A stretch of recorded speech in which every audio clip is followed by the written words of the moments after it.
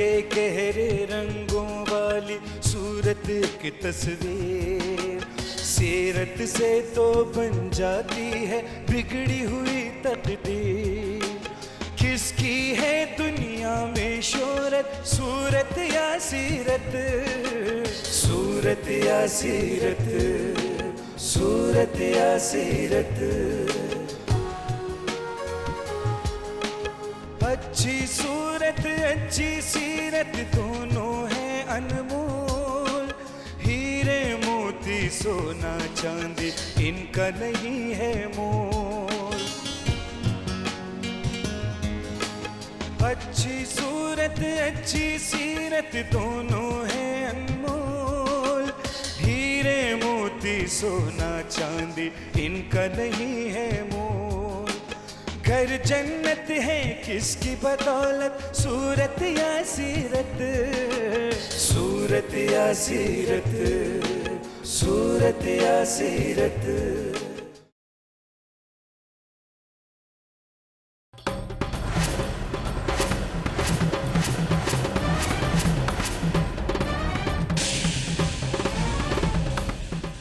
बाबा, कहीं हमने वजाहतुल्लाह खान साहब से कोई गुस्ताखी तो नहीं की?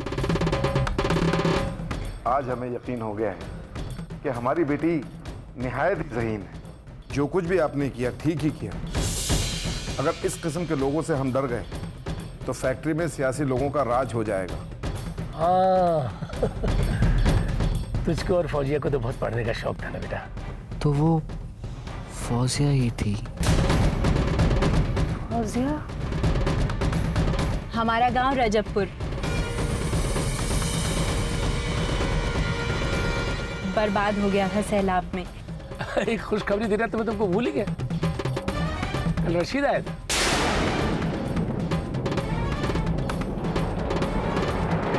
रशीद? हाँ वो ठीक तो है? कुछ कहा उसने? क्या करता है, कहाँ रहता है? बेटे मैंने पूछा नहीं, लेकिन वो बता रहा था कि दिल्ली के पास किसी शहर में पड़ता है। गाजियाबाद?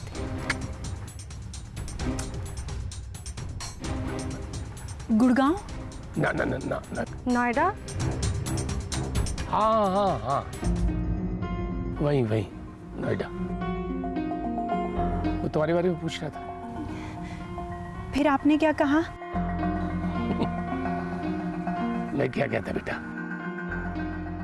जो देखा था तो वो बता दिया। कुछ बोला? चुप रहा।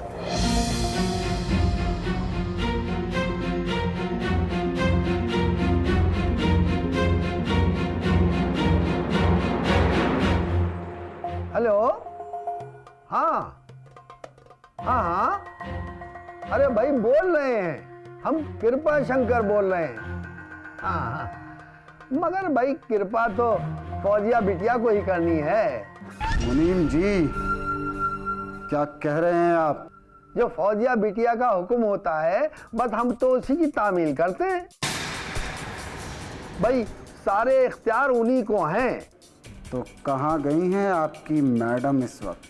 भाई वो बेवाओं, लावारिसों, यतीमों को रुपया बांटने गई हैं। तो हमारा रुपया बर्बाद किया जा रहा है। अब क्या किया जाए, जिस घर के हकदार घर छोड़कर इंग्लैंड में हो उसका यही होगा। भाई हम रखते हैं, हमें कुछ जरूरी काम है। हाँ कर लो बात। मक्कार अय्याशी के लिए रुपया चाहिए, ये तो सारा घर बेचकर खा जाएगा। लगता है हमें हिंदुस्तान जाना होगा अपने हक के लिए। अरे भाई राजनारायण, तुम कब आए? अरे भाई तुम क्या गए, मौसम में बाहर ही चला गया। रात आया था। अरे बहुत देर हो गई थी, वरना मैं रात को ही आ जाता यहाँ। और लखनऊ में सब ठीक तो है ना? सुलझाया मामला? भाई बड़े पेचीदा होते हैं ये जमीन और जायदाद के मामला। क्या सुलझा आया यार, कुत्तों की तरह लड़ रहे हैं आपस में। ये जमीनें, ये कोठियां, ये बागान रोग बन के रह गए। पहले तो सरकार ने ये सीलिंग का कानून पास करके जमीनों पे कब्जा कर लिया, और जो बाकी जो बची वो औलादों के आपसी झगड़े का सबब बन गई। अच्छा हुआ यार जो ये जिक्र छिड़ गया, हम तो खुद परेशान हैं इस बारे में सोचकर। क्या तुम्हारी भी विरासत का कुछ मसला है? तुम तो जानते हो कि हमारी कोई औलाद नहीं, और भतीजे साहब नालायक हैं। अरे वो तो चचा के माल पर अय्याशी कर रहे हैं इंग्लैंड में। ये बात मैंने तुमको बताई भी थी। माल हाथ में आते ही उड़ाना शुरू कर देंगे। अरे ऐसे नालायक वारिस तो बुजुर्गों की मौत के आरज़ूमंद होते हैं, और दौलत पाने की जल्दबाजी में उनका कत्ल भी कर देते हैं। यही खतरा हमें हमारे भतीजे साहब से भी है। आज तो हाथ पांव में ताकत है तो हमारी जमीन की तरफ कदम भी नहीं रख रहे हैं, और आंख बंद होते ही पहली फ्लाइट से आधमकेंगे। इस हालत में इस बेचारी फौजिया का क्या होगा? उससे हम बेटी की तरह प्यार करने लगे हैं। खून तो पराया है यार, पर ऐसा लगता है जैसे वो अपना खून है। शरीफ खानदान की है ना, और फिर तरबियत भी अच्छी हुई है। भाई खून तो बोलता है यार। तो फिर वजाहत के खून में ही मिलावट कहां से आ गई? गलत सोहबत ने तुर्क सुल्तानों की औलादों को भी घास छीलने पर मजबूर कर दिया था।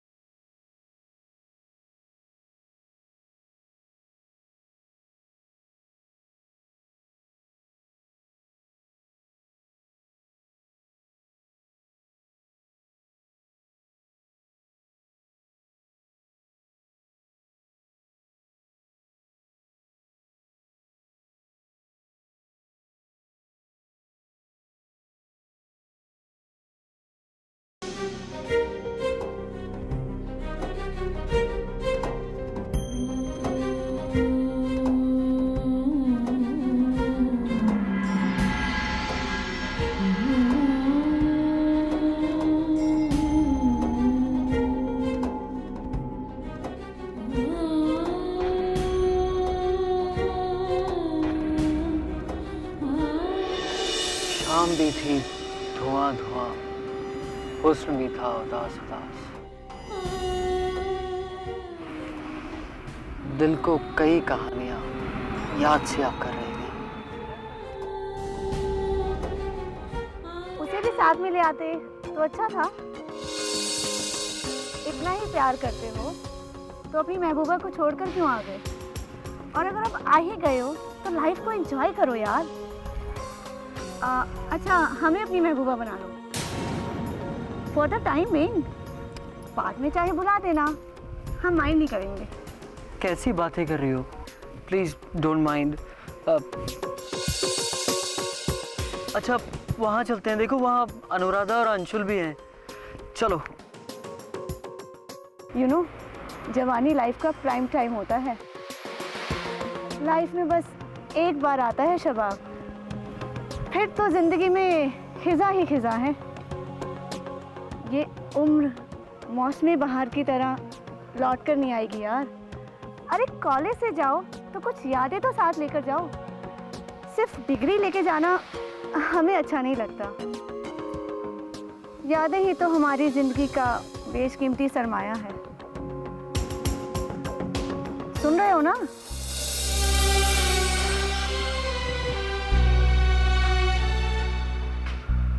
ठीक कहा तुमने, यादें ही तो मेरा सरमाया है, और उन्हीं के सहारे जीना चाहता हूं मैं।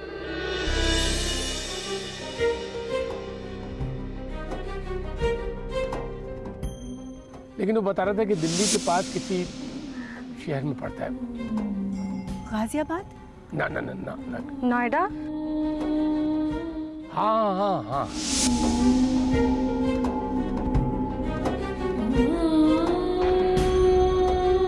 नोएडा में पढ़ रहा है रशीद। वहाँ तो ज़्यादातर MBA, MCA और बीटेक इंस्टीट्यूट होते हैं। हाँ, याद आया।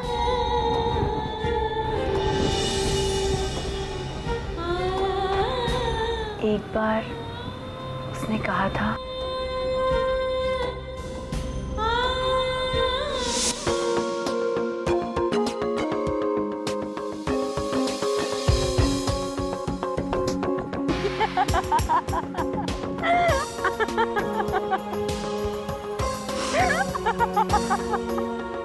फौजिया, बस एक ही तमन्ना है कि MBA कर लूं, लेकिन इतने पैसे का खर्चा पता नहीं दीदी बर्दाश्त कर पाए कि नहीं। क्या हुआ? कुछ बोल क्यों नहीं रही हो? जी तो मेरा भी चाहता है रशीद कि मैं BA के बाद किसी यूनिवर्सिटी में पढ़ने जाऊं, कम से कम PhD तो कर लूं। लेकिन घर की हालत तो तुम जानते हो, सिर्फ चाहने से क्या होता है, हालात भी तो साथ दें। अच्छा ही हुआ रशीद की मुराद पूरी हो गई।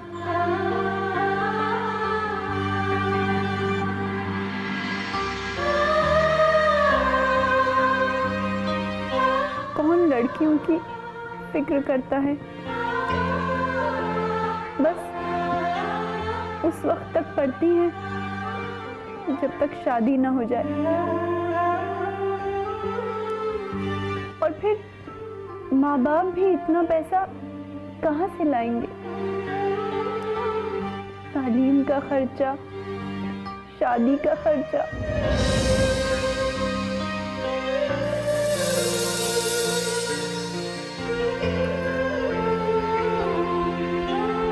अरे तेरी तबीयत तो ठीक है? मैं समझी बुखार में बर्रा रही हो। तालीम का खर्चा, शादी का खर्चा, क्या चक्कर है भाई? किसी ने जादू तो नहीं कर दिया? या फिर रशीद की याद आ रही है?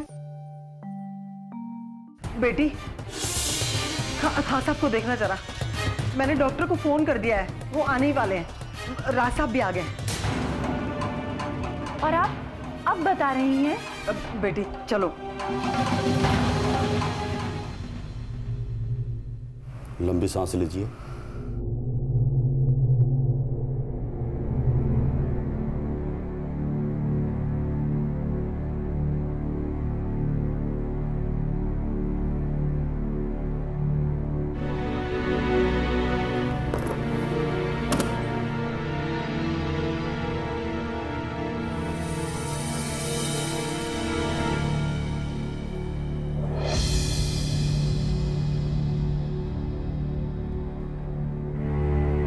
क्या हुआ बाबा?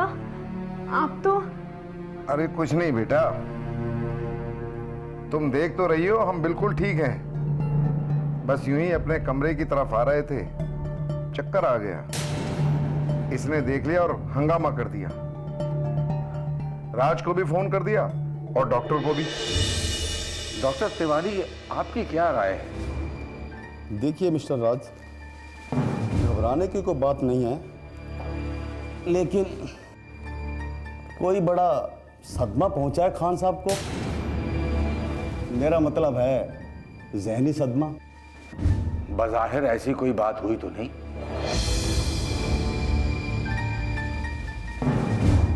तुम तो जानते हो कि हमारी कोई औलाद नहीं और भतीजे साहब नालायक हैं। अरे ऐसे नालायक वारिस तो बुजुर्गों की मौत के आरज़ूमंद होते हैं और दौलत पाने की जल्दबाजी में उनका कत्ल भी कर देते हैं। आपको कुछ याद आ रहा है? हाँ,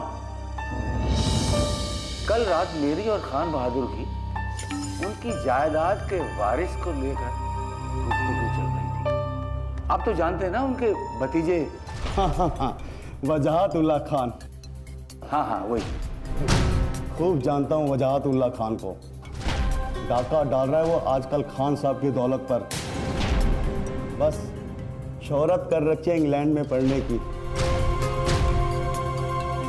हमें तो यकीन है कि वो पढ़ाई नहीं कर रहे हैं। ऑक्सफोर्ड में एडमिशन मिलना इतना आसान नहीं। आई थिंक यही वजह हो सकती है। लेकिन खान बहादुर ने तो ये जाहिर भी नहीं होने दिया कि वजाहतुल्लाह को लेकर इतने संजीदा हो जाएंगे कि ये हालत हो जाएगी। बाज़र्फ लोग दुख का इजहार कम ही करते हैं। दर्द होता है लेकिन जाहिर नहीं करते, और ये बात आप जैसे लोग हमसे बेहतर जानते हैं। खैर,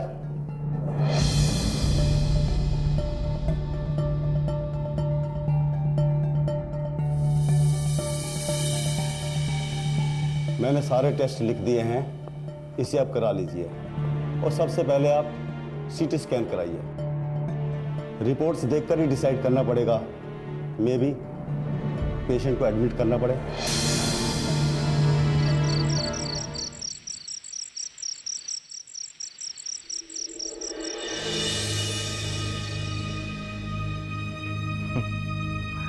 तुम लोगों ने तो हमें अस्पताल ले जाने की पूरी तैयारियां कर ली थी। बाबा हमारी बात पर यकीन नहीं आया था ना। हम बार बार कह रहे थे भाई यूं ही चक्कर आ गया था, और ऐसा पहले भी कई बार हुआ है। कुर्सी या दीवान का सहारा ले लेते थे और बैठ जाया करते थे, पानी पीते थे और नॉर्मल हो जाते थे। ना किसी ने देखा और ना ही कभी हमने इसका तज़किरा किसी से किया। इस बार जरूर ऐसा हुआ कि सहारा लेने की कोई चीज करीब न थी और हम फर्श पर गिर पड़े। कुलसुम ने देख लिया और हंगामा खड़ा कर दिया। डॉक्टर्स आए, चेकअप हो गया। अब देख लो, बिल्कुल ठीक है, हम चल फिर सकते हैं। भाई लेटे लेटे तो हम और बीमार हो जाएंगे। जी बाबा, आप बिल्कुल नॉर्मल हैं, लेकिन डॉक्टर की बात माननी भी तो जरूरी है। उन्होंने आपको आराम करने के लिए कहा है। अब ये दवाई खाइए और थोड़ी देर सो जाइए। लीजिए। अच्छा बाबा, ठीक है।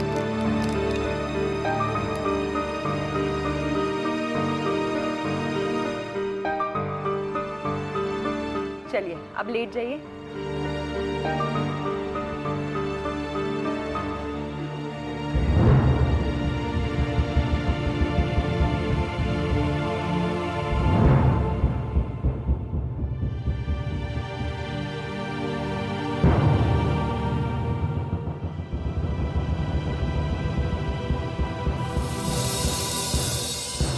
बाबा, आंखें बंद।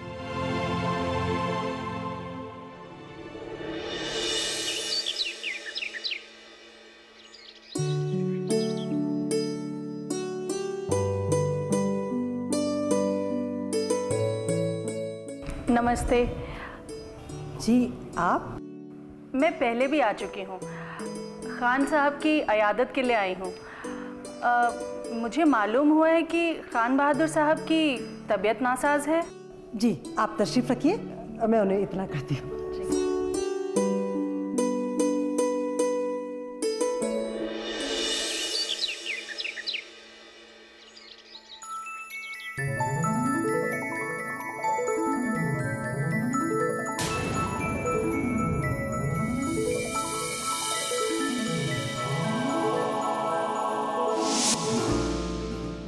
दीदी, समझा देना आप रशीद को। सबके सामने मेरा मजाक उड़ाता है। कहता है, क्या कहता है? कहता है, मैं नहीं बता रही, आए तो खुद पूछ लेना। लाट साहब समझता है खुद को। अरे अरे बता के तो जा।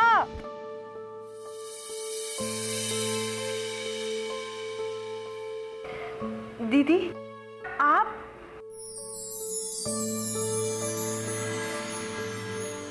बैठिए। आप ठीक तो है ना? देखो ना, बिल्कुल ठीक हूँ। और रशीद भी ठीक है। मैंने उसे एमबीए में दाखिल करा दिया है। नोएडा में पढ़ रहा है ना वो? हाँ, लेकिन तुम्हें कैसे मालूम कि वो नोएडा में है? जुम्मा काका ने कहा था कि वो दिल्ली के आसपास किसी जगह पढ़ रहा है, तो हमने अंदाज़ा लगा लिया कि वो नोएडा में एमबीए पढ़ रहा होगा। वो कहता था दीदी कि मैं एमबीए करूँगा। तुम्हारा अंदाज़ा सही है। वो जो तय करता है करता वही है। ये बात तुम भी तो जानती होगी। जानती हो फौजिया, जब मैंने तुम्हें यहाँ पहली बार देखा था। बाबा, हम जा रहे हैं।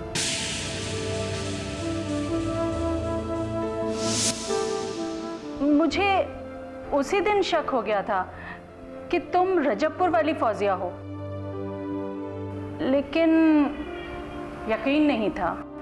यकीन क्यों नहीं था? क्योंकि तुम्हें खान बहादुर साहब ने बेटी कहकर मुखातिब किया था। हाँ दीदी, खान बहादुर साहब ने सिर्फ पनाह ही नहीं दी हमें, बल्कि अपनी बेटी भी बना लिया।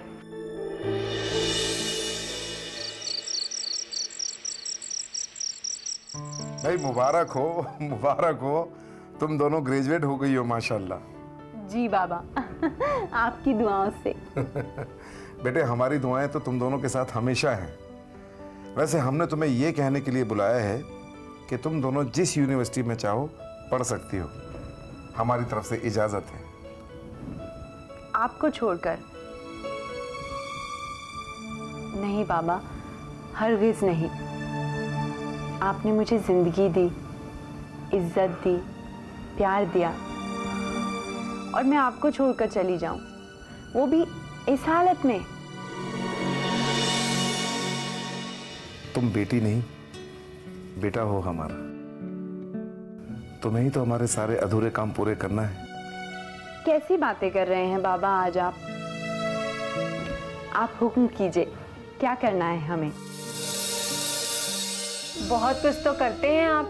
किसानों की रोजी रोटी के लिए कारखाना लगवा दिया, बेजमीन किसानों को रोजगार मिल गया, आशियाना सोसाइटी को लाखों रुपयों से इमदाद करते हैं आप, जाड़ों में बेसहारा लोगों को लिहाफ बिस्तर बांटते हैं आप। दौलत तो अल्लाह ने हमें बहुत दी है, बस गरीबों की दुआएं चाहिए, इसीलिए करते हैं। बस एक तमन्ना और बाकी है। शहजाद नगर में गरीबों के लिए अस्पताल बनवाना है, जहां पर उनका मुफ्त इलाज किया जा सके। अरे, आपने तो हमारे दिल की बात कह दी, और शबनम ने तो नर्स बनने की तैयारी भी शुरू कर दी है। क्या नर्स बनने की तैयारी कर ली? जी, इसने कटक के नर्सिंग ट्रेनिंग सेंटर में एडमिशन ले लिया है। अगर आप इजाजत दें। भाई, ये तो बहुत खुशी की बात है। मैंने आपके ही अस्पताल में नर्सिंग का काम करना है, बस जल्दी से अस्पताल बनवाना शुरू कर दीजिए। इंशाल्लाह जल्द शुरू हो जाएगा। राजुल चौधरी कोशिश कर रही हैं, जमीन भी मिल जाएगी।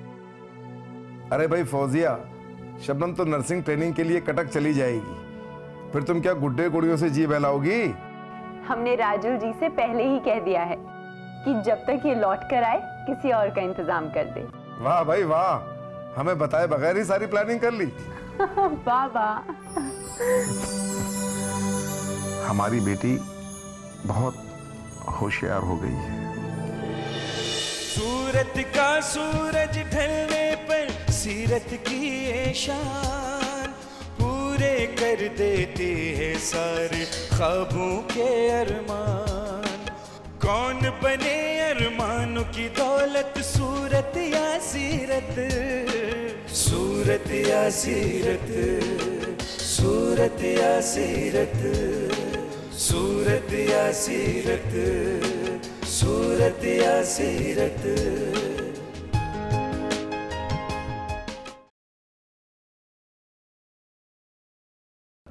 लो भाई, रशीद मियाँ ने भेजा है इसे।